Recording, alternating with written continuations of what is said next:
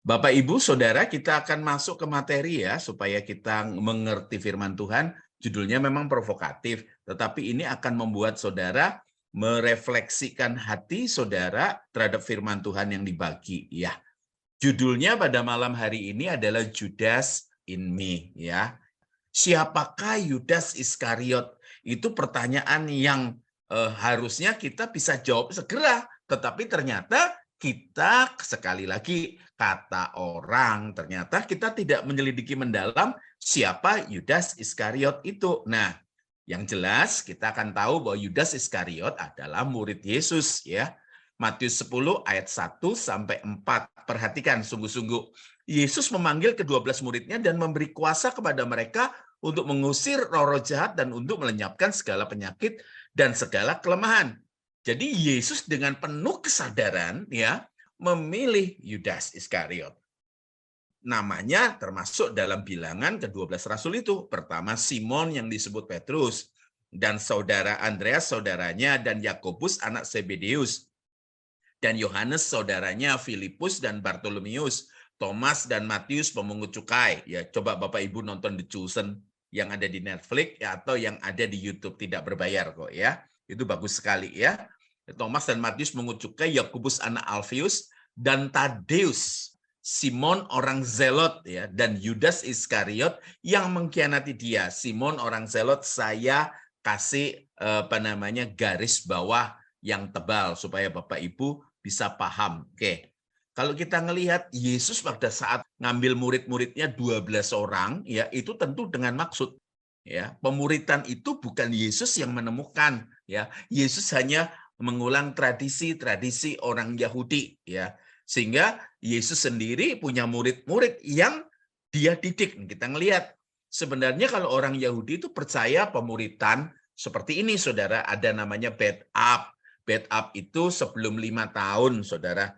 Sebelum 5 tahun di mana? Di rumah yang pengajarnya adalah apa? Ayah biasanya. Ya, setelah itu ada bed sefer. Setelah 5 tahun masuk ke sekolah namanya bed sefer. Setelah itu masuk ke sekolah lagi yang tertinggi namanya bed midras. Ya, bed itu rumah. Nah, pada bed midras ini anak-anak akan anak-anak sekitar 12-13 tahun akan mengalami bar mitzvah atau bat mitzvah. Ya, bar mitzvah itu anak laki-laki. Bagi anak Yahudi, bar mitzvah, anak Yahudi yang memiliki kemampuan akademik atau kemampuan finansial, jadi setelah mereka lulus dari bed midras, mereka masuk lagi ke apa? Kita dibagi lagi, Saudara.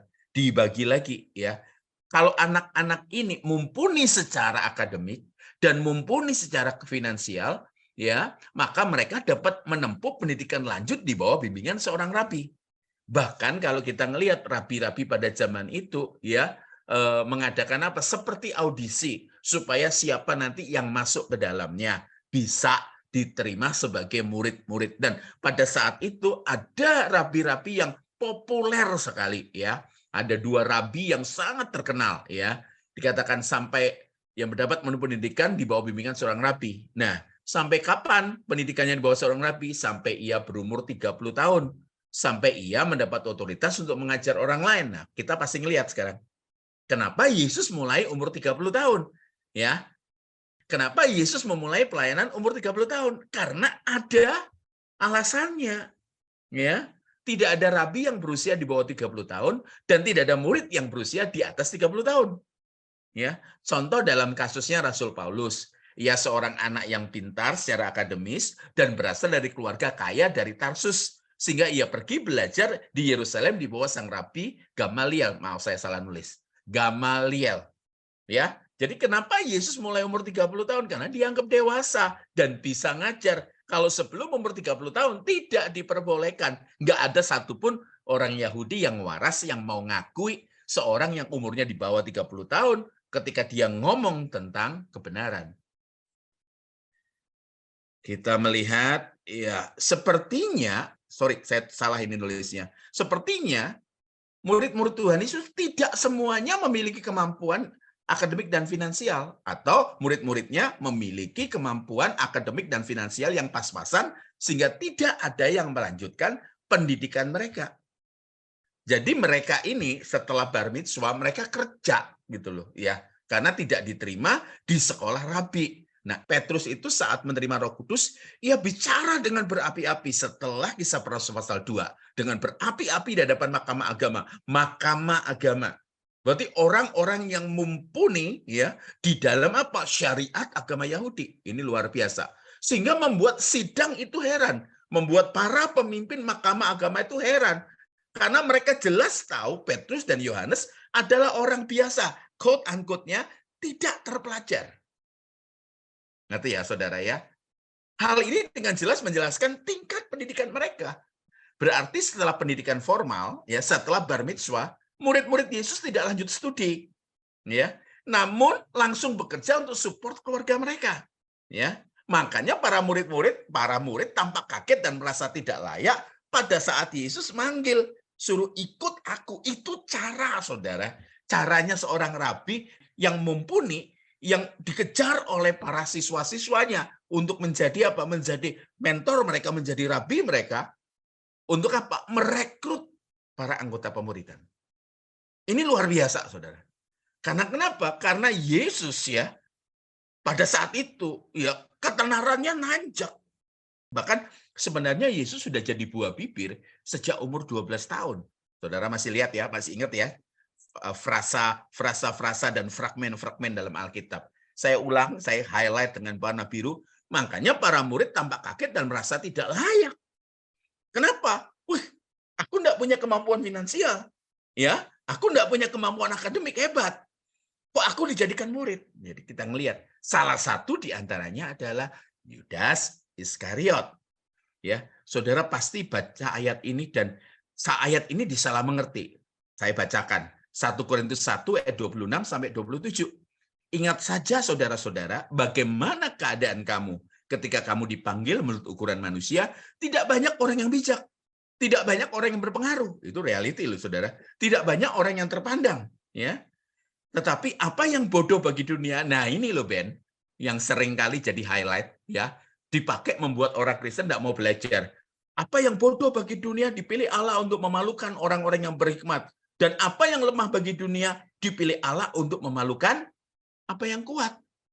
Kan gitu kan? Udah enggak usah belajar, udah enggak usah pendalaman. Yang penting bergaul sama Tuhan, pasti akan dikasih hikmat. Ini salah. Yuk, kita belajar untuk ayat yang ke-27. Tetapi apa yang bodoh bagi dunia ini, ya, dipilih Allah untuk memalukan orang-orang yang berhikmat. Dan apa yang lemah bagi dunia ini dipilih Allah untuk memalukan apa yang kuat. Saya kasih catatan di bawahnya. 3,5 tahun ikut Yesus. 3,5 tahun menjadi murid Yesus.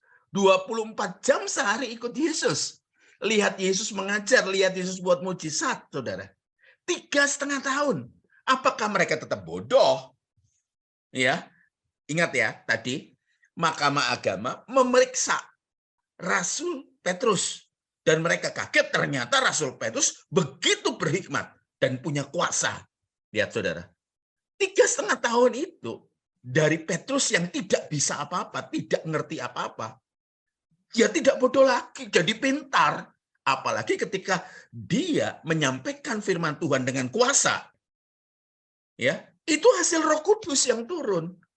Jadi sekali lagi Roh Kudus itu punya tatanan.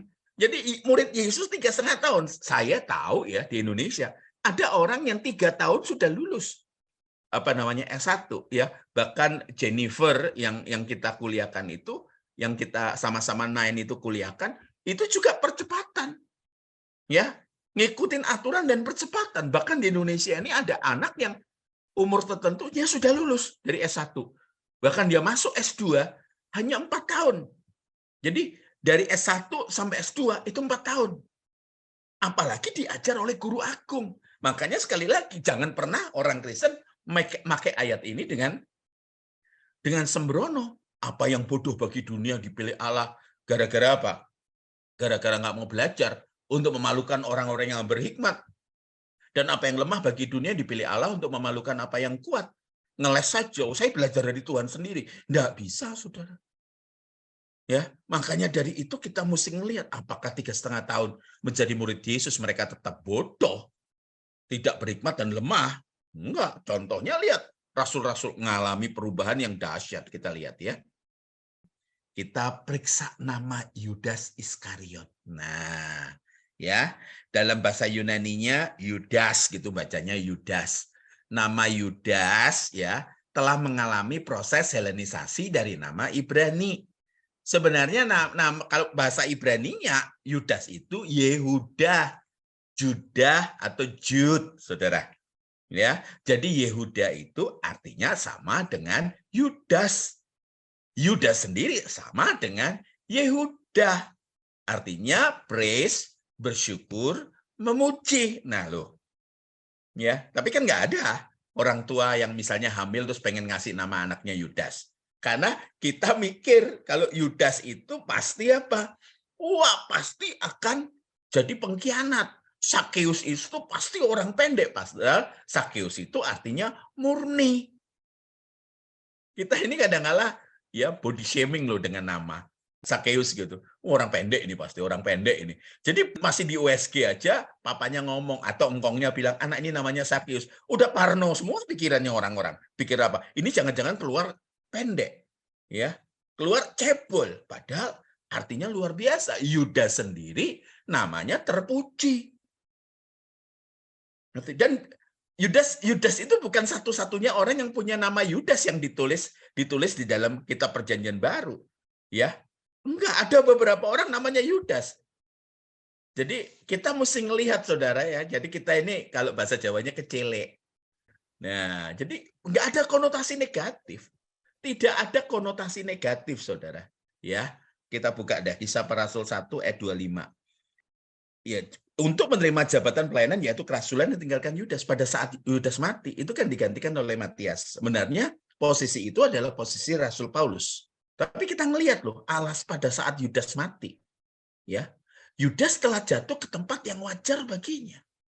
Ini kayak ada sebuah tanya. Kok perkataannya ini? Jadi ketika saya periksa tempat yang wajar baginya, ponton idion, itu diterjemahkan sebagai tempatnya sendiri. Jadi sebenarnya Yudas itu ya sampai dia bunuh diri. Sebenarnya ayat ini pengen mengatakan itu karena akibatnya sendiri, bukan karena banyak orang ngomong wah ini takdir. Bahkan sampai ada yang memuji Yudas, berkata harusnya Yesus punya utang apa? Punya utang budi sama Yudas. Karena kenapa? Karena Yudas lah yang menjadikan Yesus itu Mesias. Ada kitabnya loh. Ada kitabnya. Makanya kita melihat di highlight, saya buru-buru meng-highlight ini. Yudas itu mati bunuh diri bukan karena takdir, tetapi karena pilihannya sendiri. Kita akan bahas lebih lanjut. Nah, kita lihat. Alkitab itu cerdas, Saudara. Makanya ketika membahas ini, kita mesti betul-betul melihat ya. Yudas tidak ditentukan untuk menjadi pengkhianat. Dari ayat tadi itu. Yudas telah memilih yang Yudas anggap baik untuk dirinya sendiri. Dan itu ada finalnya. Ngerti ya sampai di sini pelan-pelan. Ya, nanti kita periksa hubungannya sama kita ini apa. Nah, kalau kata Yudas sudah artinya terpuji, Iskariot sendiri dalam bahasa Arab secara harafiah berarti pria dari Keriot. Nah itu loh, saudara ngelihat Yerusalem sama Keriot itu cukup jauh. Keriot adalah nama sebuah kota kecil dekat dengan Hebron. Tempat saya pada saat ke Israel pernah ke Hebron dan tahu, wah ini kota kecil yang sejuk. Kalau sekarang ya seperti kecamatan karena kecilnya. Nah, tapi kalau ngomong Iskariot, Yudas Iskariot, sebenarnya pengen menegaskan, oh inilah si Yudas, ya orang dari kota yang namanya Keriot. Ngerti ya? Jadi kita udah lihat ya, oh ternyata Yudas Iskariot ya dipanggil Yesus jadi muridnya, Yesus dengan penuh kesadaran sendiri. Dan mereka berada pada sisi kanan, sisi kirinya Yesus sebagai murid, ya bukan karena pertimbangan akademis dan bukan karena pertimbangan ekonomi. Kalau ada pertimbangan akademis, pasti mereka jadi murid-muridnya rabi-rabi yang terkenal pada zaman itu. Wah, nah kita mesti melihat sifat-sifat Yudas. Ya, Saya tidak tampilkan karena banyak sekali kalau ayat-ayat tampilkan, Yudas ini cinta uang. Saudara pasti kan bingung, kenapa orang yang cinta uang dipilih sama Tuhan untuk apa? Jadi bendahara. Kita lagi ribut ya, departemen. Kita lihat departemen pajak ribut ya. Tadi juga Bea Cukai, ketua pimpinan Bea Cukai Yogyakarta udah diturunkan, saudara ya. Dan kita lihat lagi ada pemberantasan besar-besaran ya. Cinta uang, iri kepada murid-murid yang lain. Nah ini loh, saudara, nggak nonjol gitu loh. Yudas ini nggak nonjol. Sama sekali tidak menonjol. Maka dari itu dia ini diem-diem. Diem-diem, saudara. Ya, dia juga takut akan ini gimana masa depanku ya kalau guruku mati. Sebab dia sendiri dengar, ya. Dia dengar bahwa Yesus itu akan ke Yerusalem, terus kemudian akan berhadapan sama ahli Taurat dan orang Farisi, kemudian dianiaya, mati, dan pada hari ketiga bangkit. Saat itu Petrus ngamuk sama Yesus. Kiranya Allah menjauhkan itu daripadamu. Nah, makanya selain cinta uang, dia iri pada murid-murid yang lain yang populer. Orang ini punya masalah dengan kepribadian loh. Ya, ketakutan akhir pelayanan gurunya yang tak terelakkan, ya tadi saya udah katakan itu, yang mendorong dia mengkhianati rekannya untuk menyelamatkan dirinya sendiri. Nah, banyak orang bertanya, kenapa sampai Yudas menjual Yesus dengan 30 keping perak? Saya tidak mau bermain-main dengan 30 keping perak itu artinya apa. Tapi mari kita ngelihat ya. Ketika saya pelajari, dan banyak hamba-hamba Tuhan juga sudah menulis, ternyata niatan ya Yudas menyerahkan Yesus dengan 30 keping perak. Ini receh loh, saudara. 30 keping perak itu receh. Bukan uang yang sangat banyak, saudara. Ya, sebenarnya adalah Yudas itu pengen memojokkan Yesus, ya, di satu keadaan, di satu situasi yang membuat Yesus itu keluar. Mesias jadi apa? Jadi Mesias gitu loh. Mesias seperti yang diharapkan oleh orang Yahudi. Orang Yahudi sedang ada di bawah penjajahan Romawi. Mereka dimiskinkan. Jadi mereka tuh pengen Yesus itu ya mbok ya jadi raja, mbok ya jadi panglima perang, raja yang panglima perang seperti Raja Daud, dan kemudian apa? Menghabisi kekaisaran Roma. Jadi dipojokkan, saudara mungkin ingat ya peristiwa Hulk ya, Hulk gitu loh. Nah, yang raksasa hijau itu, saudara, itu kan dia pernah dipojok supaya apa? Hulk-nya keluar. Nah, Yesus rupanya oleh Yudas, Yesus dipojokkan supaya apa? Di taman itu dia cium supaya apa? Keluar. Dia tuh seperti membayangkan manusia super Yesus itu akan keluar dan babat seluruh tentara dan memulai revolusi. Ini jahat loh, saudara. Jahat. Ini ikut Yesus 3,5 tahun, tetapi dia tidak sama sekali, ya, tidak mau mengikuti ajaran Yesus. Dia maunya sendiri. 3,5 tahun tidur sama Yesus, makan sama Yesus, semeja sama Yesus. Satu perjalanan dengan Yesus. Hati Yudas penuh dendam. Jadi semuanya ditaruh di hatinya, diam. Hati-hati ya. Karena ini bisa terjadi pada kita loh. Ya. Kadang-kadang kita kan berdoa gini, Tuhan, jangan permalukan aku. Jadilah Tuhan buat aku. Atau kita ngancem. Seperti Yudas memojokkan Yesus. Tuhan, kalau engkau gak jawab doaku, aku pindah agama. Kita kan seperti ini. Yang timbul sesudah harapan-harapan duniawinya tidak terpenuhi. Pudar. Ia penuh penyesalan mengikuti Yesus. Setelah 3,5 tahun, dia penuh penyesalan. Kok hidupnya tidak jadi lebih baik? Makanya ini loh yang kita mesti highlight. Jangan-jangan ada Yudas dalam diri kita. Ngikut Yesus dengan agenda. Dan penyesalan yang kemudian berubah menjadi kebencian. Banyak orang-orang yang jatuh cinta. Setelah mereka pacaran kebablasan, yang laki jadi benci, yang perempuan menyesal. Tiba-tiba si perempuan atau si laki, penyesalan itu berubah jadi benci. Dan kemudian melakukan tindakan yang bahkan sampai kriminal. Makanya ini loh, kita punya potensi loh. untuk jadi Yudas yang mengkhianati Yesus dengan versi yang berbeda. Nah, kita bisa ngomong, ini gara-gara setan pasti. Yudas itu pasti gara-gara setan.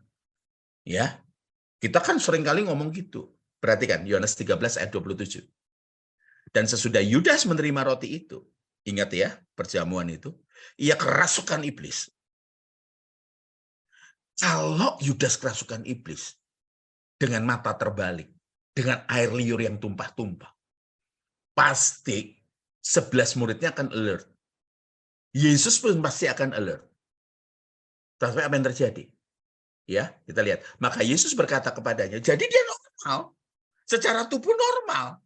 Ya, apa yang hendak kau perbuat, perbuatlah dengan segera.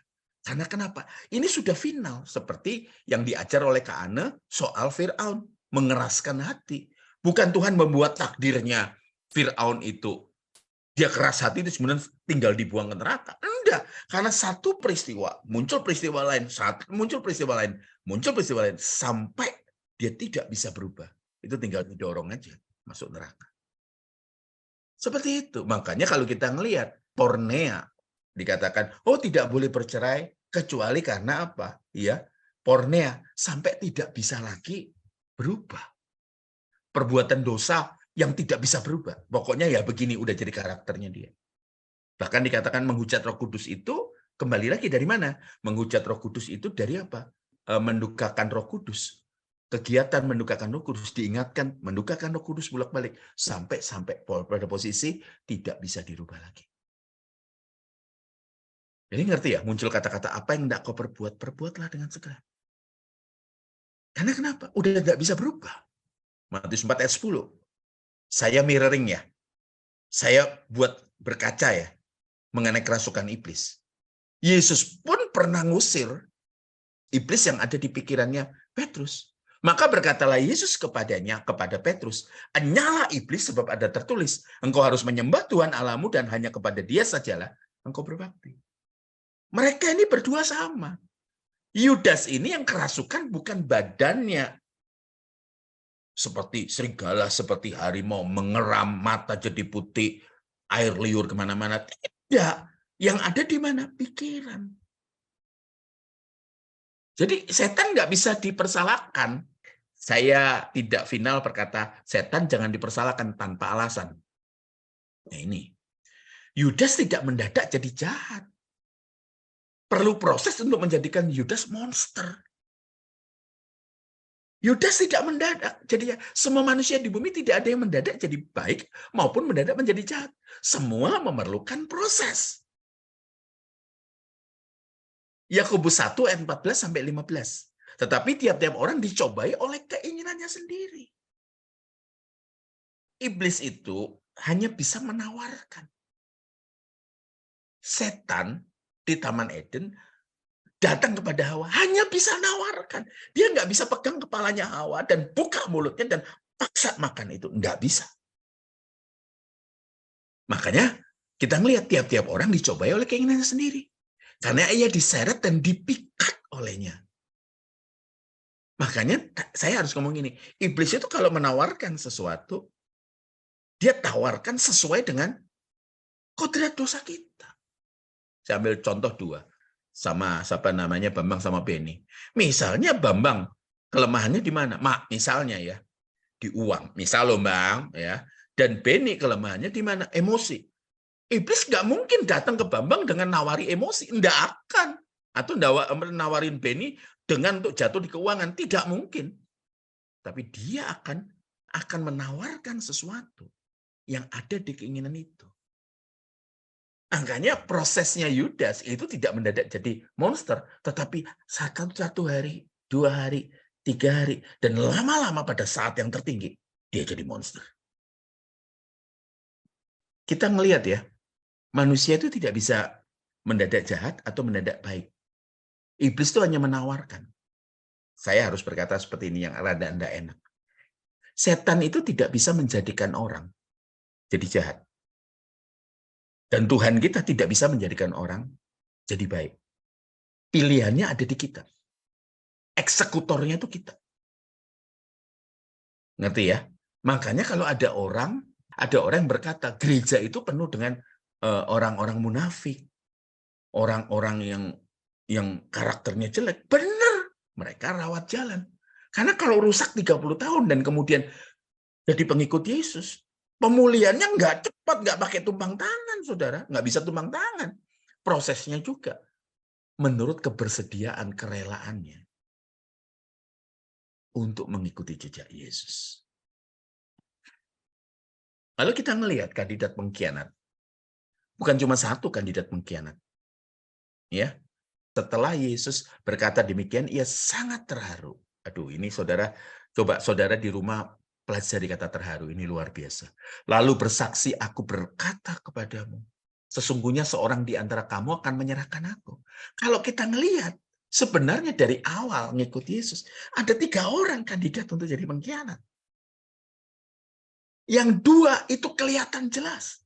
Yudas tidak kelihatan. 1, Petrus, karakternya berangasan, ya, dan bahkan kemungkinan besar Yudas pun sakit hati karena Petrus. Ini maling ditegur maling kan bisa tersinggung gitu loh. Kandidat yang kedua adalah Simon orang Zelot. Zelot ini kelompok pemberontak. Kalau saudara tahu sejarah Makabe, ini orang-orang pemberontak yang gagah perkasa. Di tangannya selalu apa? Di bajunya selalu ada pisau. Dan mereka geram sekali sama penjajahan Romawi. Jadi Yudas itu tidak terdeteksi radar. Kandidatnya justru Petrus. Kandidat kedua adalah Simon orang Zelot. Yudas tidak ditentukan menjadi pengkhianat. Ia telah memilih yang ia anggap baik untuk dirinya sendiri. Nah, Matius 27 ayat 3, Bapak Ibu Saudara. Kita baca pelan-pelan. Pada waktu Yudas menyerahkan Yesus, ya, dia melihat bahwa Yesus telah dijatuhi hukuman mati, menyesal. Lalu ia mengembalikan uang 30 keping perak itu kepada imam-imam kepala dan tua-tua. Saya periksa dalam bahasa Inggrisnya, ya, kata Indonesia menyesal, kata bahasa Inggrisnya repented, repent, bertobat. Tetapi saya pikirnya kejar. Ini bahasa artinya apa toh? Persoalan menjadi menarik karena Yudas kemudian menyesal. Bahasa Yunani yang digunakan adalah menyesali diri, metameletes. Artinya menyesali diri. Dari meta, melomai. Jadi dia hanya menyesal sebenarnya. Ya, saya tidak repented sebenarnya, lebih cenderung pada bahasa Indonesianya menyesal. Kata bertobat, ya, kata bertobat kalau saudara periksa Roma 12 ayat yang kedua, saudara periksa. Ya, di situ dikatakan apa? Pembaruan pikiran. Ya, pembaruan pikiran, metamorfoste. Ya, metamorfoste.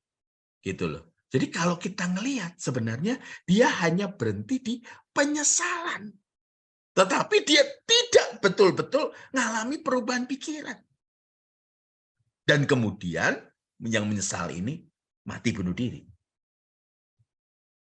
Dia berhenti dinyesal kenapa dia sampai melakukan memojokkan Yesus dengan menjual 30 keping perak, seharga 30 keping perak kepada para tua-tua dan orang Farisi, kemudian penangkapan, pada saat ditangkap terjadi chaos sedikit karena Rasul Petrus ngambil pedangnya dan menetap telinga salah satu dari tentara yang ada. Terus kemudian si Yudas mundur sambil mengamati, ternyata Yesus bersedia tangannya diikat. Makanya dia hanya menyesal, tapi menyesalnya sangat dalam. Tetapi tidak mau bertobat. Coba perhatikan sikap, ini karena kita mendekati Paskah. Sikapnya Petrus ketika dia menyangkali sampai 3 kali sehingga ayam berkokok. Sikapnya itu hampir yang sama. Sebenarnya kita bisa melihat. Tapi satu, dia memutuskan untuk jatuh ke tangan Tuhan. Sementara Yudas, dia tidak. Dia hanya berhenti di nyesel. Kalau saya katakan gini loh, orang nyesel itu. Kalau saudara makan pedas, ya, udah sampai mulut saudara, wah bengkak merah gitu. Saudara taruh di baskom, ada esnya, hanya demi supaya mulut saudara normal. Tapi 1 bulan lagi saudara makan pedes lagi. Itu hanya kapok, kalau orang Jawa bilang kapok Lombok.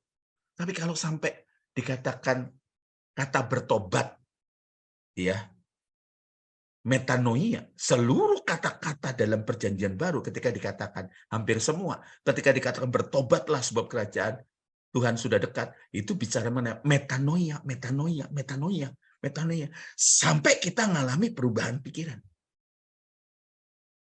Teman-teman kita bule, itu sulit loh makan pakai tangan. Maksudnya tangan seperti ini, tidak pakai sendok, garpu, pisau. Sukar pakai tangan. Makanya ketika makan tuh agak kaku, tapi beberapa yang sudah tinggal di Indonesia, mereka makan pakai tangan.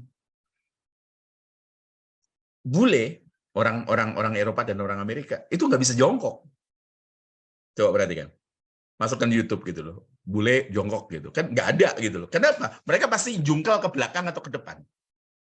Karena gini loh, saudara. Kalau orang-orang Eropa, orang-orang Amerika, makan itu harus proper. Pakai sendok, pakai garpu, dan pakai pisau. Itu alat makan. Kecuali yang supi, mereka yang sup, itu baru mereka pakai, yaitu apa namanya, soup spoon. Ya. Perubahan akal budi itu dari kita itu berpikir bahwa oh ikut Tuhan itu, saudara, ya, untuk pemenuhan kebutuhan daging, kebutuhan mata, dan keangkuhan hidup. Tuhan itu ada untuk memberkati kita, rusak kita. Sama seperti ini. Kita paling hanya berhenti menyesal ketika dididik Tuhan. Makanya orang-orang yang dihakimi itu, yang meringankan vonis adalah apa? Ketika yang bersangkutan menyesal. Saya ngajak saudara bercermin ya. Kita ngelihat murid-murid Yesus tuh kualitasnya kayak gini nih. Ini Matius 20, Matius 27 itu Yesus ditangkap. Sebelumnya tuh loh, datanglah ibu anak-anak Zebedeus, saudara pasti ngerti anak-anak Zebedeus itu terkemuka ya. Serta anak-anaknya itu murid Yesus, saudara, kepada Yesus. Lalu sujud di hadapannya. Jadi bukan hanya mama, tetapi murid Yesus juga sujud di hadapannya untuk meminta sesuatu kepadanya. Kata Yesus, apa yang kau kehendaki? Apa yang kamu minta? Jawabnya, berilah perintah. Enak sekali. Supaya kedua anakku ini, saudara pasti tahu anak Zebedeus siapa, boleh duduk kelak dalam kerajaanmu. Yang seorang di sebelah kananmu, dan yang seorang lagi di sebelah kirimu. Sudah ikut Yesus loh sekian lama. Ini pasti loh anak-anak Zebedeus itu lapor ke mamanya, mama yang ngomong deh, supaya Yesus nanti naruh aku di samping kiri atau samping kanan. Ya, ini kan pola Mesiasnya Yahudi. Kalau Yesus jadi raja, minimal murid-muridnya siapa? Menteri atau Perdana Menteri. Ya. Kisah Para Rasul 1 ayat 6-7. Waktu Yesus mau naik ke surga. Masih saja ngomong, maka bertanyalah murid-muridnya yang berkumpul di situ. Tuhan, maukah engkau pada masa ini memulihkan kerajaan bagi Israel? Jadi untuk ikut 3,5 tahun, saudara berpikir, wah kalau saya ikut 3,5 tahun sama Yesus, Yesus mentor saya, guru saya, tentu saya nggak akan kayak gini, pasti akan berubah. Ini loh, 3,5 tahun. Untuk mengeluarkan dunia dari hidupnya para muridnya, itu nggak gampang. Sampai Yesus tuh loh, hanya hitungan menit mau naik ke surga. Masih ada pertanyaan yang kacau seperti ini. Mereka ngarep sekali, saudara. Dan simsalabim, tiba-tiba musuh-musuhnya mati semua. Enggak gitu, saudara. Itu tadi murid Yesus. Ini sekarang Israel. Enggak gampang loh mengeluarkan dunia. Kalau ini mengeluarkan Mesir. Di mana nenek moyangmu, Ibrani 3 ayat 9, mencobai aku dengan jalan menguji aku. Ya, sekalipun mereka melihat perbuatan-perbuatanku. 40 tahun lamanya. Ayat 17. Dan siapakah yang ia murkai 40 tahun lamanya? Bukankah mereka yang berbuat dosa dan yang mayatnya bergelimpangan di padang gurun? Israel ya. Hanya perlu 10 tulah untuk mengeluarkan bangsa Israel dari tanah Mesir. Namun memerlukan 40 tahun untuk mengeluarkan Mesir dari hidup setiap orang Israel. Bayangin, saudara. Makanya apa yang kita baca, apa yang kita lihat, apa yang kita perhatikan, itu mengisi manusia batinia kita dan mengisi pikiran kita.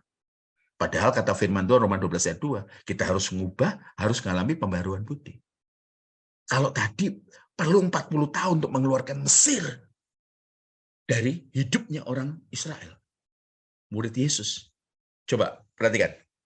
Mereka memiliki guru yang terbaik, Yesus, pemimpin yang terbaik, Yesus, penasihat, dikatakan namanya penasihat ajaib, penasihat yang terbaik, Yesus, dan gembala yang terbaik, Yesus, yang mendampingi mereka terus-menerus sepanjang 3,5 tahun. Namun tidak mudah meniadakan pencarian, pemuasan keinginan mata, keinginan daging, keangkuhan hidup dari hidup mereka. Thomas kabur. Jadi nggak percaya. Petrus melarikan diri. Semua melarikan diri. Itu sebabnya Bapa di surga harus menurunkan Roh Kudus-Nya untuk mendampingi dan menuntun juga menegur. Jadi ada private assistant dari Bapa dalam hidup kita. Untuk menghilangkan apa? Keinginan mata, keinginan daging, dan keangkuhan hidup. Murid-murid Yesus yang 12 masing-masing murid memiliki agendanya sendiri-sendiri saat mengikuti Yesus. Gimana dengan kita? Sesungguhnya kita memiliki Yudas di kehidupan kita masing-masing yang punya potensi untuk membuat kita mengkhianati Yesus. Saya tertarik percakapan saya dengan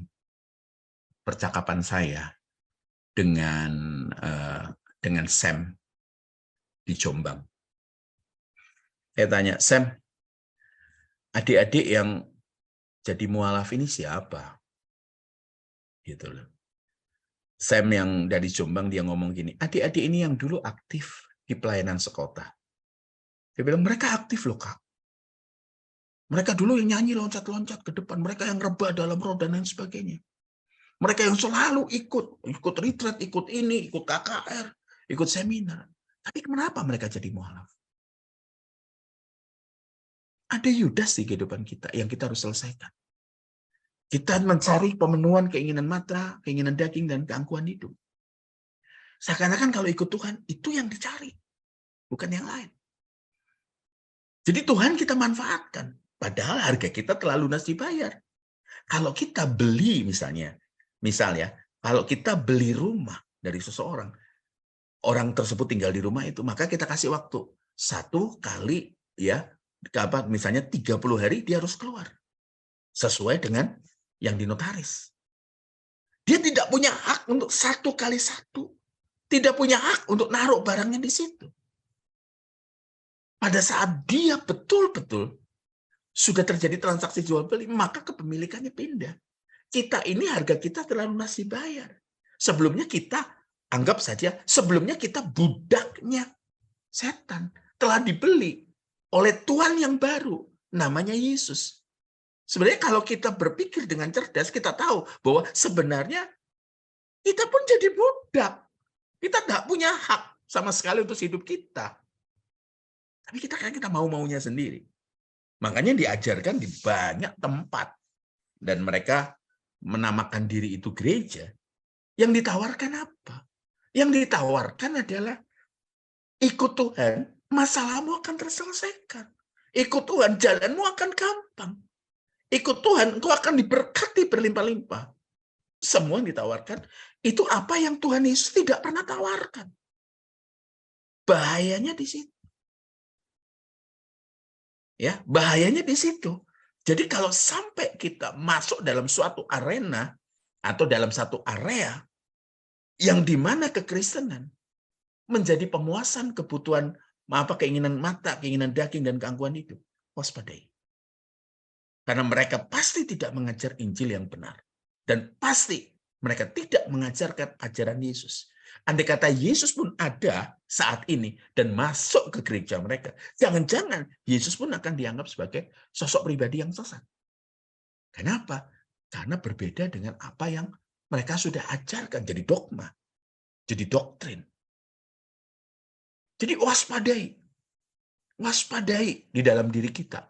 Yudas itu diam, tapi dia memendam. Yudas itu diam, tetapi ya namanya mencuri pasti diam-diam. Dia itu pribadi yang kelihatannya aman, nyaman. Dia bertumbuh? Enggak. Jelas enggak. Tapi dia masuk. Dia ikut kemana Yesus pergi. Orang-orang seperti ini hanya melayani kegiatan gereja. Makanya jangan-jangan yang kita lakukan pada hari Minggu adalah sebenarnya kita tidak datang untuk memuliakan Tuhan atau mendengarkan pesan Tuhan.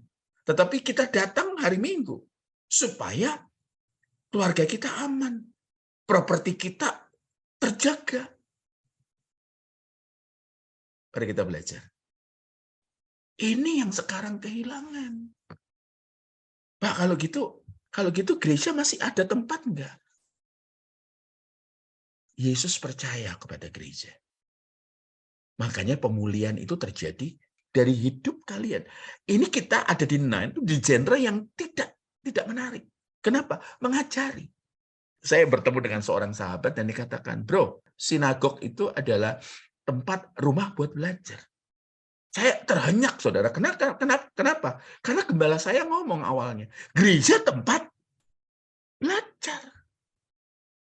Gereja itu bukan laundry, saudara. Yang saudara datang, terus kemudian pulang, putih. Ayo mari kita buat dosa. Terus hari apa? Hari Minggu datang lagi untuk laundry lagi. Bukan.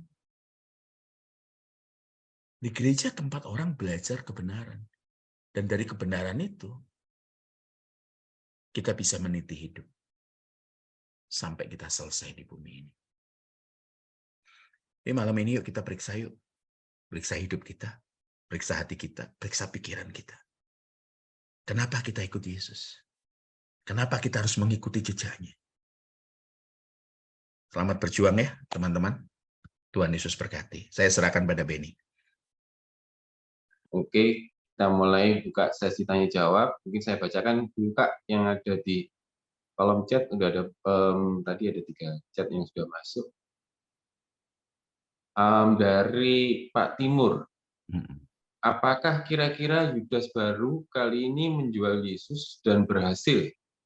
Ataukah pernah melakukannya beberapa kali namun sebelumnya gagal? Saya sih melihatnya baru 1 kali ya Pak Timur. Menjual Yesus dengan cash 30 keping perak itu baru kali itu dan berhasil. Tetapi menjual Yesus, menjual imannya itu sudah lama dia lakukan. Dan titik tertingginya itu terjadi pada saat itu. Hanya itu aja sih. Ya, hanya terjadi itu. Dia menjual Yesus itu tidak 1 kali frontal. Makanya dengarkan ya Bapak Ibu Saudara ya. Orang-orang yang melakukan dosa, maaf. Kita ngelihat ya kasus yang terjadi saat ini, yang penganiayaan berat itu. Tidak meledak emosi saat itu. Sudah ada karakter-karakter yang dibangun sebelumnya. Gitu loh Saudara. Ya. Orang itu tidak mendadak selingkuh karena pasti ada yang terjadi di hati dan di pikirannya. Orang-orang bilang, wah ini kilaf nih, selingkuh. Enggak bisa, Saudara. Ya, selingkuh non fisik itu terjadi pada saat WA. Pada saat apa? Nanya gimana baik-baik gitu. Udah makan belum? Kenapa belum tidur? Kan seperti itu yang kelihatannya receh. Tetapi kemudian menjurus. Sekali lagi, orang itu tidak mendadak jadi jahat. Orang itu tidak mendadak jadi baik. Gitu loh, Saudara. Sudah ada bibitnya, hanya tinggal dibuahi dan menghasilkan dosa dan kemudian maut. Nah, seperti itu. Ya, tapi dapat poinnya bahwa Judas itu sudah menjual imannya sebelum puncak cerita yang terdapat di Alkitab, yaitu menjual Yesus. Ya, pasti ada wilayah itu, menjual imannya dulu, baru dia menjual Yesus. Jadi kalau orang mendadak berubah, misalnya kepercayaan ke sebelah gitu, ya pasti tidak langsung, pasti ada peristiwa yang mendukung hal tersebut. Kalau bisa tanya sama Keisha tuh yang ada di Italia. Gereja-gereja sampai sekarang luar biasa, besar-besar, bagus-bagus, tapi isinya coba lihat. Yang gereja-gereja di Eropa. Jadi orang itu tidak mendadak tiba-tiba gereja kosong. Makanya mohon maaf, ini ada revival besar di Asbury. Saya katakan nasibnya akan sama dengan Pensacola. Nasibnya akan sama dengan yang ada di Toronto. Akan berhenti. Revival yang sesungguhnya sampai kehidupan kita berubah. Gitu loh. Saya percaya loh, itu Roh Kudus yang ngerjain di Asbury. Saya percaya itu Roh Kudus yang sedang mengerjakannya.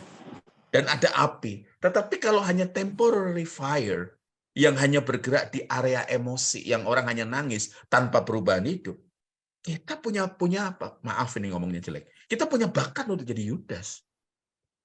Saya ambil contoh ada satu orang yang saya diceritai teman saya dan saya miris sekali. Orang ini pada satu KKR, Tuhan jawab doanya secara luar biasa. Kemungkinannya 0,1 dan ditolong oleh Tuhan jadi 100%. Terus dia bilang gini, Tuhannya orang Kristen tuh luar biasa ya. 2 tahun, saudara. Dia in every single day dia ngomong Tuhannya orang Kristen tuh dahsyat. Makanya dia selalu cari domain KKR, kesembuhan ilahi, pertolongan Tuhan yang ajaib. Mari mereka yang letih lesu berbeban berat. Dia cari itu tanpa mau mengalami perubahan pikiran, mengalami perubahan hidup. Dia stuck di titik 0. 3 tahun dari titik dia bertobat, dia ketemu masalah. Yang tingkat kemustahilannya tidak seperti dulu. Alih-alih dia bertumbuh, dia putar balik 180 derajat. Dia tinggalkan kekristenan, dia kembali ke agama lama. Karena di pikirannya dia, itu hanya jadi provider, good provider, yang menyediakan apabila dia perlu. Apa yang dia perlu, keinginan mata, keinginan daging sama keangkuhan hidup, dia katakan Tuhan tolong. Dan jangan heran loh saudara, pelaku-pelaku kejahatan yang sekarang lagi panen nama-nama Kristen. Itu juga pasti akan berdoa. Nah, kita udah tahu kok, kalau dengan apa? Bukan cara berdoanya, bukan formula doanya. Tapi kalau motif hati kita salah. Pada saat berdoa, kita punya potensi untuk jadi Yudas.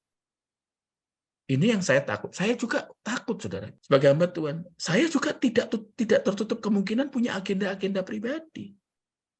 Yudas dengan seluruh murid Yesus itu punya agenda. Perbaikan hidup lah, Israel raya hebat, dan lain sebagainya.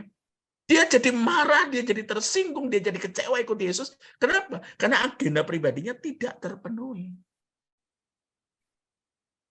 Jadi sebagai hamba Tuhan, katanya pelayanan, katanya mengikuti Yesus.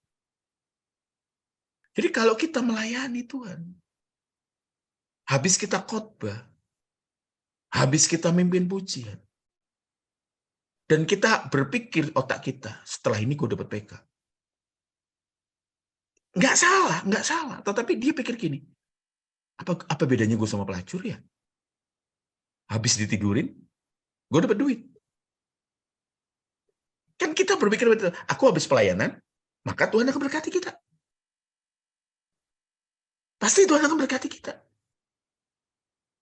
Makanya tanya sekarang, sebagai hamba Tuhan tentu kita akan diadili lebih berat daripada seluruh jemaat. Makanya waspada gitu. Kalau kita ikut Tuhan, ya pasti kita akan apa? Yang kita kejar adalah keserupaan dengan Tuhan. Hidup kita yang memuliakan Tuhan. Karena itu, saudara-saudara, demi kemurahan Allah, aku menasihatkan kamu supaya kamu mempersembahkan tubuhmu sebagai persembahan yang hidup, yang kudus, dan yang berkenan. Kita kejar kesempurnaan. Artinya apa? Kesempurnaan. Kita kejar pertumbuhan yang sesuai dengan umur rohani kita. Thank you. Silakan. Tanya selanjutnya dari Kak Kicia. Shalom Om. Yudas menjual Yesus bisa karena kurang percaya ya? Ya, tadi udah dijawab kan ya? Ya. Dia itu percaya punya agenda. Oh, someday Yesus akan jadi raja bagi itu agendanya dia. Sementara agendanya Yesus adalah Mesias yang menebus dosa manusia. Sementara agendanya Yudas adalah memunculkan Mesias yang menjadi raja. Itu sebabnya Yesus tuh ngomongnya gini nih. Kalau sama orang Yahudi, habis menyembuhkan orang atau melakukan mujizat, nggak boleh ngomong-ngomong. Tapi ketika di Dekapolis, di luar wilayahnya Israel, dia berani ngomong. Kamu boleh ngomong. Loh, kenapa kok sampai dualisme? Ya karena kalau ngomong, saudara, di kalangan Yahudi, maka orang-orang Yahudi itu kan beramai-ramai untuk menjadikan dia raja, bukan raja yang menebus dosa, tetapi raja yang memimpin peperangan, bentuk pasukan. Harusnya naik kuda waktu masuk Yerusalem. Tapi Yesus naik keledai. Sesuai dengan nubuatan, hebat itu. Presisinya tinggi, terkagum kok. Makanya kata selidiki aku, lihat hatiku, itu paten banget itu. Hanya pemberani yang berani ngomong seperti itu. Dia itu hanya percaya pada apa? Mesias versinya dia. Makanya dia nyesel. Ketika nyesel, dia lihat, oh iya ternyata Yesus tuh untuk datang untuk menebus dosa, kok dia yang nyerahkan. Malah akhirnya penyesalannya jadi kacau. Ya, dia mengakhiri hidupnya. Monggo, silakan.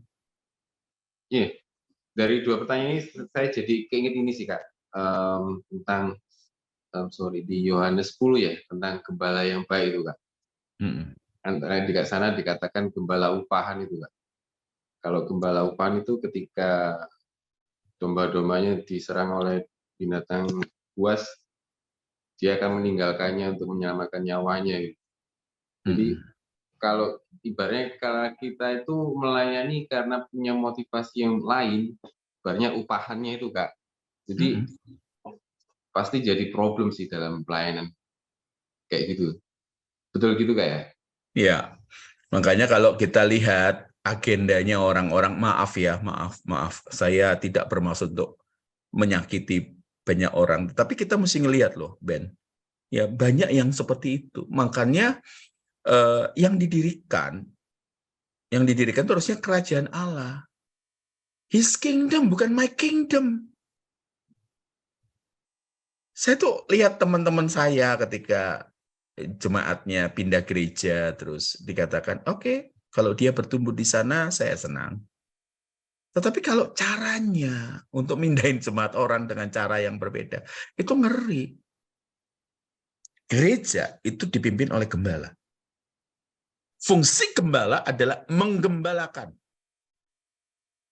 Kalau gembala, dia pasti kenal domba-dombanya. How come gembala yang tidak kenal domba-dombanya? Kalau kita mau ke dia, itu mesti pakai filter. Mesti filter. 1, 2, 3, 4, 5. Filternya banyak. Tetapi kalau orang punya status, jabatan atau keuangan, dia bisa ngelewatin, ya, seperti punya kartu privilege. Seperti dia punya fast track untuk masuk ke sana. Kalau itu bukan gereja, itu industri. Gereja itu bukan untuk penyelenggara liturgi. Tempat orang-orang itu digembalakan. Jadi jangan benci gereja, karena gereja juga lagi dipulihkan. Kalau hamba Tuhannya menyimpang, itu urusan dengan Tuhan. Digebuk sama Tuhan kalau disayang. Dan itu sudah terjadi loh, saudara. Beberapa hamba Tuhan digebuk loh. Ketemu ini, ketemu itu. Digebuk, saudara. Dan kalau sudah digebuk, saudara bisa lihat Tuhan sedang ngomong, sedang memamerkan ketegasannya. Thank you ya. Benny cari gara-gara. Silakan. Ya, thank you Kak Son. Pertanyaan selanjutnya dari Kak Mila Atmajaya. Ya. Pak, kenapa Yesus tidak berkata enyalah iblis kepada Yudas, tapi melainkan apa yang kamu mau lakukan segera lakukan, seperti kepada Petrus. Mila, kalau si Petrus itu masih bisa diperbaiki. Sama seperti Firaun. Coba cari videonya di YouTube, masih bisa diperbaiki. Sementara kayak Firaun, dia sudah tidak bisa diperbaiki. Dia tinggal dihantam dengan nutupnya Laut Kulsum itu. Final sudah. Sama, kan sampai pada satu titik di mana orang itu sudah nggak bisa berubah. Jadi ada satu titik ketika apa? Sampai kita udah tidak bisa diingatkan, udah tidak bisa ditegur. Gitu loh. Dan itu yang paling takut, saudara. Bahasa Inggrisnya stubborn. Dablek udah. Dan akhirnya itu jadi kebenaran buat dirinya sendiri. Jadi apa yang dilakukan, enggak apa-apa kok. Gue layak seperti itu. itu jadi kebenaran buat diri sendiri. Itu yang saya takutkan. Silakan, Ben. Satu lagi tambahan ya, Ya, Ben, monggo. untuk pertanyaan yang tadi. Ketika Tuhan Yesus itu memberitahukan tentang bagaimana akhir hidupnya, murid-muridnya itu waktu itu belum bisa menerima karena mereka belum paham bahwa kemesiasan Yesus itu bukan seperti kemesiasan yang lain-lain ya, karena yang namanya Mesias itu banyak. Nah, mereka harapkan kemesiasan itu adalah kemesiasan di dunia, jadi raja di dunia kembali seperti Raja Daud dan Salomo, kejayaan masa itu. Oleh karena itu, tadi seperti yang Kak Son sampaikan ya, jadi kalau ke orang Israel, Tuhan Yesus itu bilang jangan bilang-bilang. Kenapa? Karena nanti makin populer dan mereka akan ngarak Yesus, mengarak gitu ya, untuk menjadi raja gitu. Tapi kalau ke bangsa-bangsa lain, beritakan aja gitu. Nah, waktu Tuhan Yesus itu beberapa kali ya ditangkap oleh orang Yahudi, dia bisa menyelinap diam, dia bisa menyelinap, dan ketika murid-muridnya bertanya gitu, kenapa kok nggak boleh bilang-bilang gitu, dia akan bilang saatku belum tiba, saatku belum tiba. Nah, jadi dia tahu kapan waktu dan saatnya. Pertama itu, ya. Kalau saatnya belum tiba, walaupun dia disergap, dikepung oleh orang-orang Yahudi, dia bisa meloloskan diri, diam-diam bisa meloloskan diri. Nah, jadi dia punya pengetahuan apakah pelayanannya di dunia ini sudah cukup atau belum, gitu. Nah, yang ketiga, Tuhan Yesus itu melihat, ya Yesus Kristus ya waktu dia di dunia dia melihat bahwa nubuat-nubuat di perjanjian lama itu mengacu kepada dirinya. Dia akan mempelajari firman di perjanjian lama.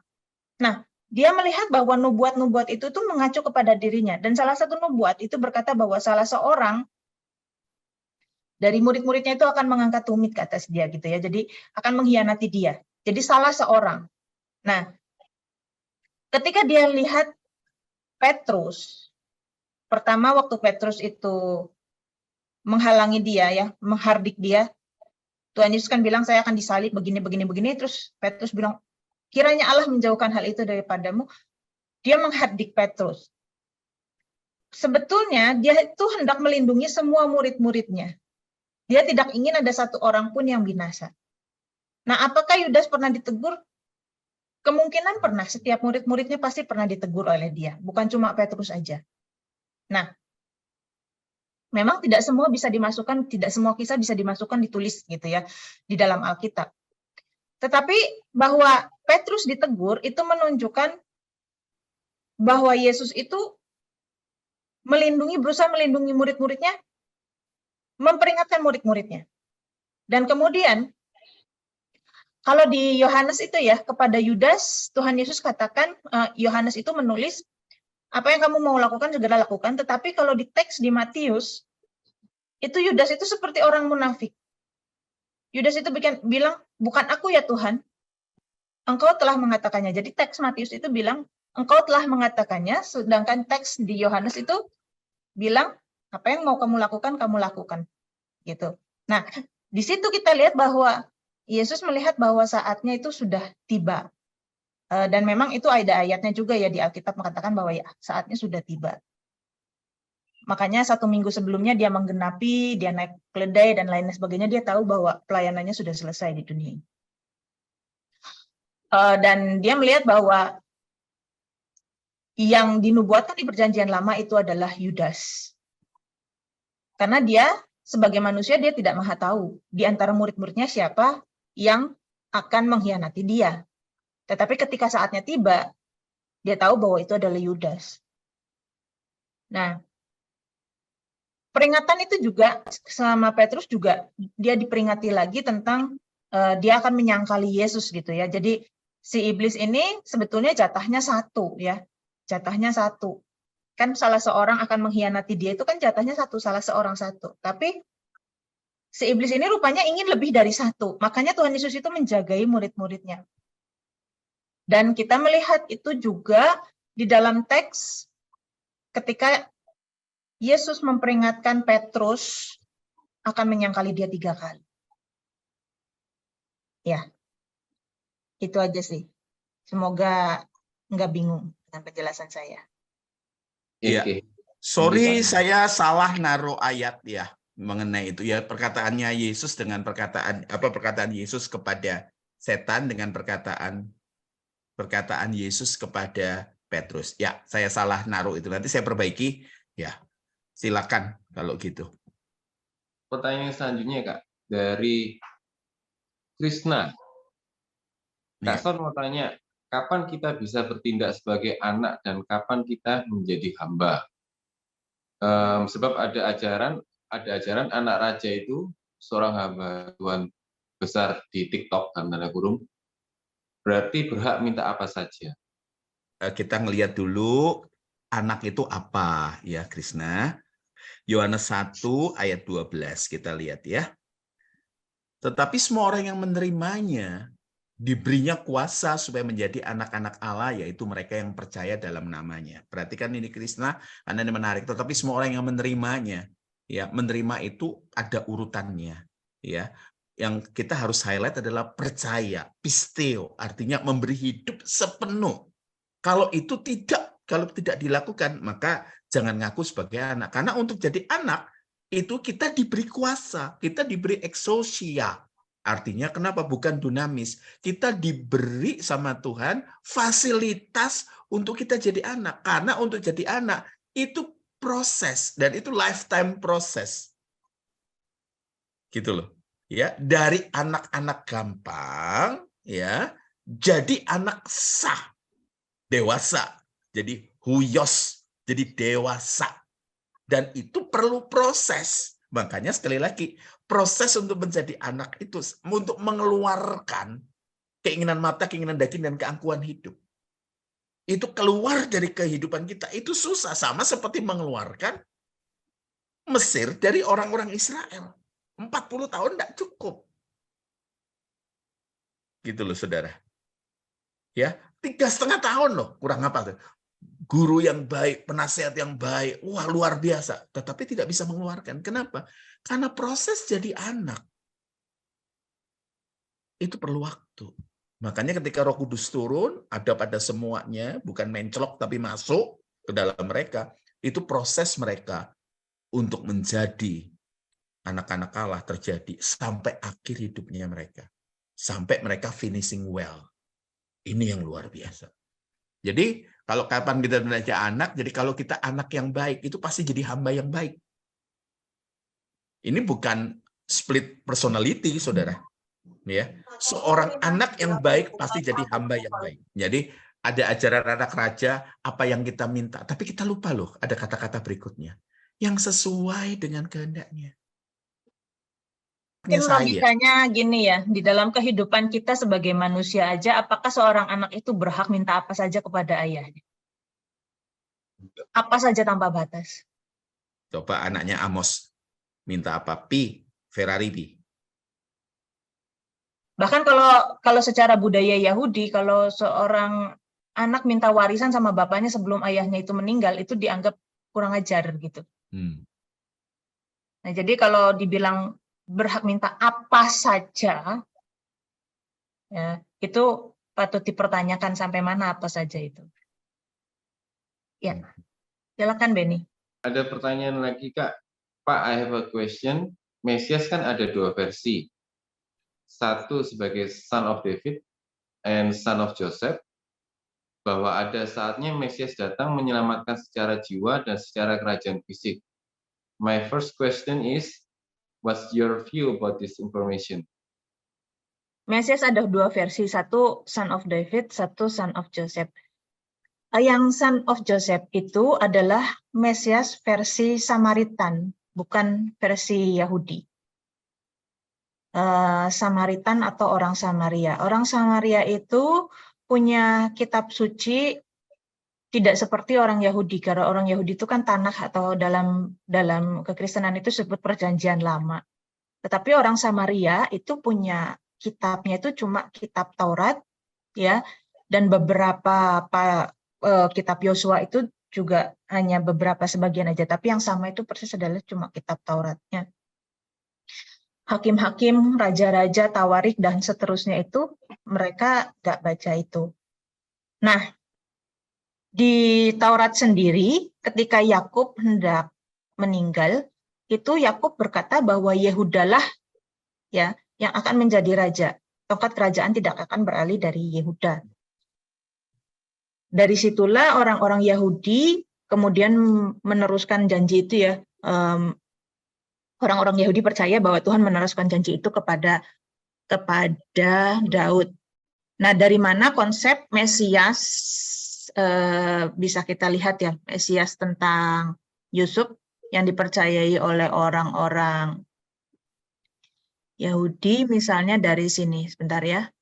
Bentar, saya bukakan Alkitab. Ketika Yesus melewati daerah Samaria, ya, sebetulnya orang-orang Yahudi itu biasanya enggan untuk lewat daerah Samaria, karena orang Samaria itu adalah orang campuran yang dianggap orang Yahudi itu dianggap setengah kafir gitu. Mereka bahkan tidak mau kalau minum satu tempat dengan orang Samaria. Makanya ketika percakapan ini kan aneh sekali, si perempuan itu nanya sama Yesus, engkau orang Yahudi kok minta minum sama saya, orang Samaria? Apa enggak najis? Katanya gitu kan ya, maksudnya gitu, karena orang Yahudi itu menajiskan orang Samaria. Jadi Yesus sengaja melewati daerah Samaria. Motong jalan itu lewat daerah Samaria. Orang Yahudi biasanya muter. Nah, Yesus memang sengaja. Dan di sini kita lihat teks ini ya. Sampailah ya di sebuah kota di Samaria yang bernama Sikar, dekat tanah yang diberikan Yakub dahulu kepada anaknya Yusuf. Nah, kenapa di sini teks ini, kenapa kok nggak cuma dikasih titik aja ya ke daerah Samaria yang bernama Sikar, titik. Tapi dikasih penjelasan bahwa Sikar itu diberikan kepada Yusuf. Nah, kenapa kata teks Yusuf ini ditulis di sini oleh Yohanes, oleh penulis? Karena orang Samaria punya konsep bahwa Mesias mereka adalah keturunan Yusuf, sedangkan Mesias orang Yahudi adalah keturunan Yehuda atau Daud. Ketika mereka masuk tanah Kanaan, suku Yusuf sendiri terbagi dua. Sudah tidak ada yang namanya suku Yusuf, tetapi suku Efraim dan suku Manasye sebetulnya. Nah, kalau dikatakan itu ya, bahwa ada saatnya Mesias datang menyelamatkan jiwa dan kerajaan fisik. Memang orang Yahudi percaya bahwa kerajaan itu berbentuk fisik. Kerajaan Mesias itu berbentuk fisik. Hanya yang Tuhan Yesus sampaikan bahwa fisik itu nanti di langit dan bumi yang baru. Di surga itu bukan alam roh, tapi memang alam fisik. Tapi alam fisiknya bukan di bumi ini, karena bumi ini akan dihancurkan. Alam fisiknya nanti di langit dan bumi yang baru. Jadi Yesus itu Mesias ya untuk mendirikan kerajaan, betul, kerajaan fisik iya, tapi bukan kerajaan fisik saat ini. Tapi kerajaannya adalah di surga nanti ya, kerajaan surga. Silakan, Mbak. Oke, thank you Kak Ana. Mungkin ada pertanyaan terakhir nih Kak Som. Penjelasan dari di 1 Korintus 3 ayat 14 sampai 15. Oke. Sekali kelak, ini mengenai dasar dan bangunan. Jadi kalau saya baca lengkap dulu di atasnya, sesuai dengan kasih karunia Allah yang dianugerahkan kepadaku, aku sebagai ahli bangunan yang telah cakap, meletakkan dasar, orang lain membangun terus di atasnya. Tapi tiap-tiap orang harus memperhatikan, ini mengenai kehidupan manusia batinia ya Pak, bagaimana ia harus membangun di atasnya. Karena tidak ada seorang pun yang dapat meletakkan dasar yang lain daripada dasar yang telah diletakkan, yaitu Yesus Kristus. Entahkah orang bangun di atas dasar ini dengan emas, perak, batu permata, kayu, rumput kering, atau jerami. Ya, ini hampir sama seperti dasar yang teguh mengenai dua rumah. Sekali kelak pekerjaan masing-masing orang akan nampak. Karena hari Tuhan akan menyatakannya, sebab ia akan nampak dengan api, dan bagaimana pekerjaan masing-masing orang akan diuji oleh api itu. Ya, kan kita udah jelas ya, kalau ada peristiwa hidup yang harus kita hadapi. Dasar yang teguh, dasar keimanan kita, kalau kita bangun dengan baik, ya kita ngelihat ya. Jika pekerjaan dibangun seseorang tahan uji, ia mendapat upah.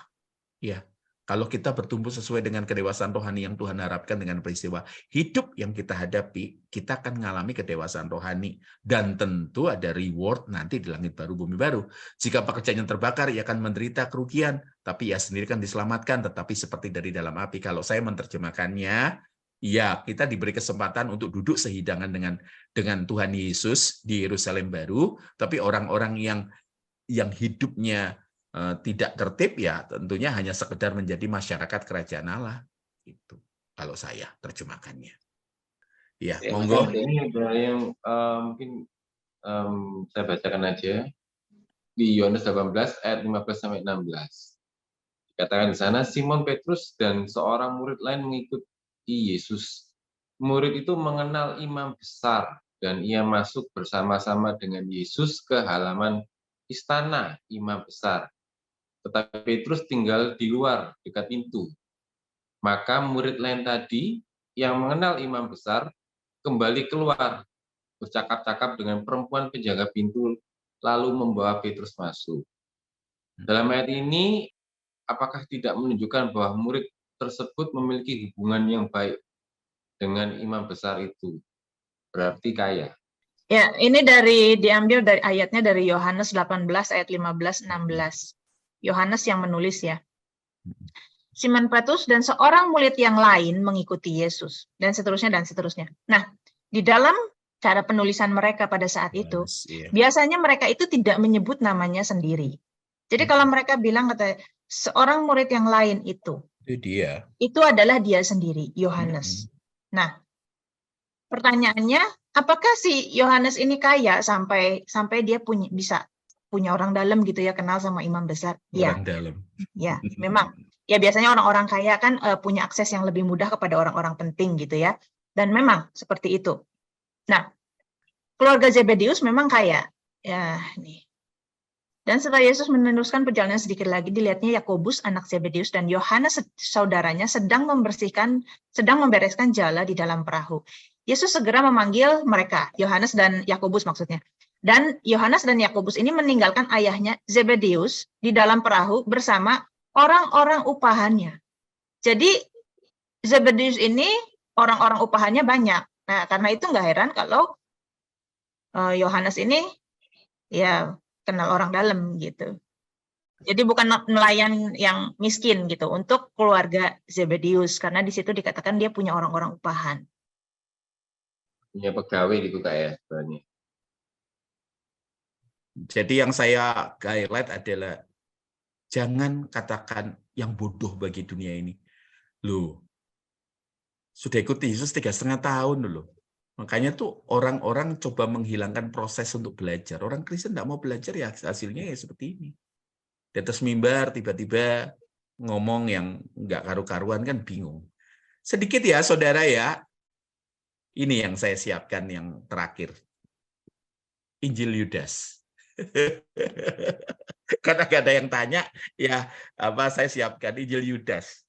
Jadi setelah buku Holy Grail, jadi Holy Grail itu yang mengatakan bahwa cawan kudus ya, jadi yang histori legenda ya, legenda histori ya, bahwa itu adalah tempat menampung darah Yesus dalam buku Holy Grail itu diterjemahkan sebagai rahimnya Maria. Ya, rahimnya Maria. Jadi rahimnya Maria bukan Maria ibu Yesus. Jadi ada tuduhan bahwa Yesus itu kawin sama Maria Magdalena. Itu kurang ajar itu ya. Terus kemudian kontroversinya itu lama dan ini pencuat kontroversi adalah Yesus seminar ya. Ya, Yesus seminar. Jadi itu betul-betul beberapa orang yang akhirnya belok imannya dan mereka mencari kesalahan dari Alkitab.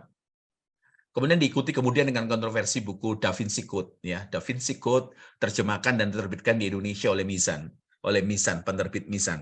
Tetapi kita melihat ada ketidakbenaran dan ketidakadilan di situ. Kenapa? Dalam versinya Dan Brown itu menulis bahwa buku itu fiksi. Tetapi diterbitkan di Indonesia, perkataan fiksi itu dihilangkan. Ya, bahkan kalau kita melihat buku ini di rak buku ya, saya lihat waktu itu di Amerika ya. Ini raknya adalah rak novel dan fiksi. Di Indonesia ini dimasukkan raknya buku agama. Ngeri ya? Makanya strukturalnya itu. Dan kalau Bapak Ibu ngelihat salah satu penerbit di Indonesia, walaupun bahwa itu dimiliki oleh kelompok Kristen, tetapi kalau kita mau lihat ada jahatnya loh. Ya, ketika rak buku Kristen itu diisi oleh justru menentang kebenaran itu ditaruh di situ, saudara. Seperti ada unsur kesengajaan. Saya kalau ngelihat rak buku di salah satu toko buku Kristen ini kadang-kadang miris. Ini kenapa di sini? Dan kemudian difilmkan Da Vinci Code pada bulan Mei 2006. Jadi 2003 itu prosesnya muncul dulu lewat buku ya, lewat buku. Setelah itu jadi film tahun 2006. Dan itu 3 seri, ya, 3 seri. Dunia diramaikan lagi dengan dilontarkannya isu Injil Yudas oleh National Geographic. Nanti kita lihat highlight ya, National Geographic. Maka tidak disangkal bahwa novel Da Vinci Code telah berhasil mendongkrak perhatian pada Injil-Injil Gnostik. Ya, aliran yang ada setelah ya. Jadi abad setelah kekristenan lahir baru dia muncul. Gitu loh, dompleng kekristenan. Kemudian disusul isu mengenai kuburan Yesus, The Lost Tomb of Jesus oleh National Geographic dan James Cameron. Ya, betul, James Cameron. Karena James Cameron dengan gagah perkasa ya menampilkan bahwa itu kuburan Yesus. Ya. Jadi kuburan yang kotak, bukan kuburan yang masuk di gua itu. Enggak, karena di gua itu biasanya tulang-tulang dikumpulkan tuh dimasukkan kotak dan kemudian dimakamkan secara baik. Jadi kotaknya kotak kecil. Nah, makanya kalian pernah dengar tuh, biarlah orang-orang mati menguburkan orang mati kayak gitu loh. Itu sebenarnya tugasnya orang-orang mati itu yang ngurusin tulang-tulang belulang itu. Nah, kita ngelihat di situ National Geographic, di sini National Geographic lagi. Ya. Karena National Geographic kan ilmiah sekali. Makanya dipercaya sebagai kekristenan tuh enggak masuk akal. Siapa bilang? Kita ngelihat Injil Yudas dibahas panjang lebar pada web resmi National Geographic. Ya. Menjadi cover story majalah National Geographic Mei 2006. Kalian tahu ya, majalahnya seperti itu tuh. Ya, di Indonesia diterjemahkan belum 2006 belum ada yang versi Indonesia. Dan pertama kali muncul itu belum dalam bentuk versi Indonesia. Tetapi setelah itu dari Mei baru bulan Juninya. Sekarang kan sama. Kalau dulu enggak sama bulan. Kalau dulu enggak sama bulan, bisa terpaut 2-3 bulan. Tapi yang ini bisa ajaibnya Mei muncul versi bahasa Inggris, Juni 2006 muncul versi Indonesianya. Ya, di Indonesia Injil Yudas diterbitkan oleh Gramedia. Saya punya ininya dan dirilis pada tanggal 29 Juni 2006. Ya, jadi pada bulan ini karena lagi ribut muncul ini juga dimunculkan. Tetapi ada pengimbangannya bersama dengan buku The Lost Gospel yang bercerita tentang sekitar Injil Yudas dan kemudian ya toko buku Kristen itu muncul semua untuk nyangga ini. Ya. Kita ngelihat, jadi karena takutnya nanti ada pertanyaan yang dipendam, saya bahas saja. Injil Yudas ditemukan dalam Kasana Gnostik, kumpulan tulisan Kasana Gnostik yang ditulis kodeks dalam bahasa Koptik, yang ditemukan di Mesir di perpustakaan Xenoboskion, yang lebih dikenal di lokasi Nag Hammadi. Nah, di Nag Hammadi inilah banyak yang ditemukan yang miring-miring yang tidak masuk dalam kanon. Ya. Perpustakaan itu berasal dari abad 3 sampai 4 Masehi, perhatikan. Dan berisi tulisan-tulisan berfaham Gnostik. Paham Gnostik itu baru berkembang sekitar abad 2 sampai abad 3. Kekristenan early, lebih dulu, saudara. Nah, dari penemuan itu, Kasana Gnostik itu ada 5 yang mereka sebut Injil. Kurang mereka ya. Yaitu Injil Thomas, yang sangat terkenal itu ya. Injil Filipus, Injil Maria, Injil Mesir, dan Injil Kebenaran. Nah, itu saja. Dan makanya Injil Thomas seringkali dikatakan bahwa inilah sebagai Injil kelima. Dan kalau lihat isinya ngeri sekali, ya. Kata gnosis ya berasal dari bahasa Yunani gnostikos yang artinya learn, sedangkan gnosis berarti knowledge. Ya, jangan berpikir bahwa mereka ini orang-orang yang belajar. Enggak, ini sangat spiritualis, sangat mistik ya. Graham Stanton seorang pakar teologi berkata Gnosisisme ini percaya bahwa dunia ini adalah tempat yang jahat. Maka dari itu mereka memuliakan roh. Mereka berkata tubuh itu enggak. Bahkan salah satu yang saya highlight adalah kelompok ini karena muncul di kitab Wahyu, nganggep bahwa perempuan itu setengah laki-laki. Gitu loh. Jadi itu gila itu di sini ya. Ya, dan dipercaya pengajaran ini masuk ya di beberapa gereja, termasuk driver saya almarhum dulu percaya ini. Ya adalah tempat yang jahat. Dicipta oleh Yahweh yang jahat. Makanya mereka selalu negaskan perjanjian lama itu adalah Yahweh yang jahat. Gitu loh. Nah, mereka percaya ya yang ada di Indonesia, Gnostik yang di Indonesia, itu percaya hanya ada satu saja. Allah Bapa, Putra, Roh Kudus itu hanya satu, Yesus. Para pengikut Gnostik Kristen para pengikut Gnostik Kristen menganggap diri mereka sebagai keturunan Tuhan secara langsung, yang esa itu, yaitu Yesus, dan sebagai percikan ilahi yang terkurung dalam dunia yang jahat ini. Gitu. Itu saja. Ya, saya baca dari segi grafik, Kak, yang saya malas lanjutkan baca karena disebut Yesus sengaja mengorbankan Yudas agar nubuat terpenuhi. Ya, itu. Makanya dikatakan Yudas itulah yang menjadikan, Yudas itulah disebut kingmaker. Dia yang menjadikan Yesus sebagai Mesias. Makanya dikatakan harusnya yang terima kasih itu, Yesus harusnya terima kasih sama Yudas. Karena kalau nggak ada Yudas, maka dia nggak akan jadi Mesias. Kurang ajar nggak? Ya. Nah, takut iman saya ngaco. Ya oke lah untuk hal itu. Ya. Nah, semangat belajar ya Bapak Ibu Saudara. Semangat belajar. Kita di sini bukan mencari-cari kesalahan, tetapi membuka Alkitab secara gamblang supaya iman kita tebal. Kalau tidak ada pertanyaan, mari kita tutup dalam doa. Nah, seberapa wajah udah lapar, ya, kita akan tutup dalam doa. Bapak Surgawi, terima kasih malam ini kami sudah belajar satu topik mengenai Yudas. Dan kami sendiri berjuang untuk meniadakan sama sekali keinginan mata, keinginan daging, dan keangkuhan hidup. Supaya kami jadi anak-anak Allah seperti Yohanes 1 ayat 12. Engkau sudah beri fasilitas pada kami untuk kami menjadi anak-anak Allah. Kami sudah terima keselamatan, penebusan, karya Tuhan Yesus Kristus. Kami sudah memiliki Roh Kudus yang untuk menuntun kami menjadi memiliki keserupaan dengan Yesus. Kami memiliki Alkitab, baik itu cetak ataupun digital, dan kami juga mengalami banyak pembentukan lewat banyak peristiwa hidup untuk kami jadi anak. Terima kasih kami menantikan kerajaan yang akan datang, di mana Engkau yang adalah rajanya. Terima kasih dengan belajar Yudas, kami merefleksikan diri kami, bahwa kami harus mewaspadai sesuatu yang ada di dalam, jauh di dalam hati sanubari kami, yang punya potensi untuk menggagalkan rencana Tuhan. Terima kasih. Kami bersyukur biar kami jadi berkat buat gereja kami, buat komunitas kami, buat keluarga kami.